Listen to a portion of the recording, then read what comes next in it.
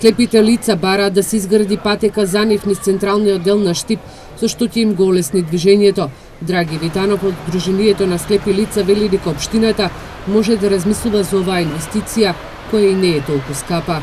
Тоа е некако гумена подлога, тоа веќе има тој проект во Скопје веќе е реализиран, мислам, има таква патека изградено, кај што се само треба да биде многу по добро направена, тоа е малку фушиски направено во Скопје, така што многу брзо се израсипа таа патека, така не е употреба, не се употребува сега веќе, многу малку употребуваат, инаку тоа е тоа. Инаку имаме доста искуства, значи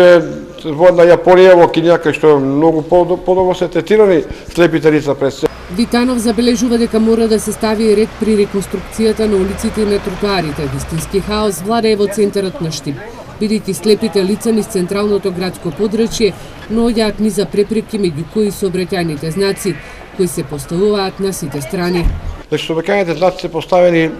некој лево, некој на средина, некој десно од тротоарот, така да не знаеме стварно каде што е треба, значи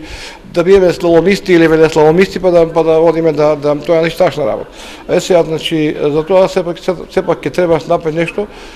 тие сообраќајни знаци да се постават од една страна, да знаат слепите лица или слабоvidните лица, па и другите лица со колички и така натаму, да знаат дека тој дел на тротоарот е слободен, да може таму се движат без никаков проблем. Надлежните лица од општина Штип велат дека на оние места, односно тротоари, каде што погрешно се поставени сообраќајните знаци, наскоро ќе бидат дислоцирани, со што ќе им се овозможи на слепите лица и на лицата со инвалидски колечки